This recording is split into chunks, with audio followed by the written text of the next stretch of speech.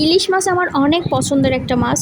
আর যেহেতু এখন ইলিশের মৌসুম চলছে। আসসালামু আলাইকুম, কী অবস্থা সবার?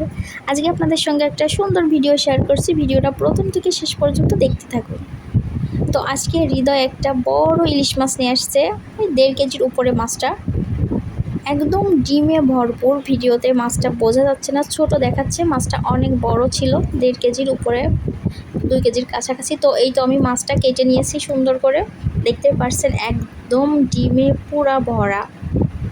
আর এরকম ইলিশ খেতে কিন্তু অনেক মজা লাগে। তো এই তো আমি হলুদ লবণ দিয়ে মাছটাকে ভালো করে মেখে নিচ্ছি। কিন্তু এই মাছটা না খেয়ে অতটাও ভালো লাগেনি, যে মাছগুলা একটু মাঝারি সাইজের, মানে কেজিতে 2টা হবে এরকম মাছ সব থেকে টেস্টি। তো আজকে আমি বাটা মশলায় রান্নাটা করব। এই তো সরিষা মশলাগুলো বেটে নিচ্ছি, নেওয়ার পর আমি এটাকে একটা ছাঁকনিতে সেঁকে নিয়েছি।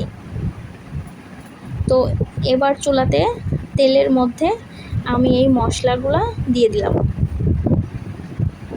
মশলাটা একটু জাল হয়ে গেলে হলুদ লবণ দিয়ে মেখে রাখা এই মাছটা আস্তে আস্তে আমি এই মশলার মধ্যে দিতে থাকবো।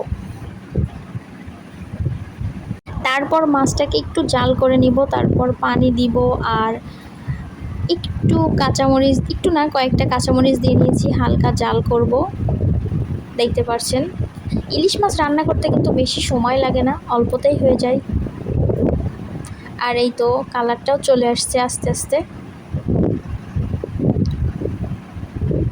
সরষে ইলিশ রান্না করতে বেশি সময় লাগে না। এই তো মাশাআল্লাহ আমার রান্না কমপ্লিট, দেখেই বোঝা যাচ্ছে কতটা ইয়ামি হয়েছে।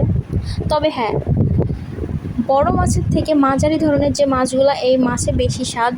এই বড় ইলিশটাতে আমি তেমন একটা স্বাদ পাইনি। তবে ডিম তো খেতে অনেক মজা, অনেক মজা, ইলিশের ডিম খেতে বেশি মজা। তো আমি এই তো খাবারের জন্য সার্ভ করে নিলাম। আপনারাও কিন্তু ঝটপট এরকম করে সরষে ইলিশ করতে পারেন। আজকের ভিডিওটা এই পর্যন্তই। সবাই ভালো থাকবেন। আল্লাহ হাফেজ।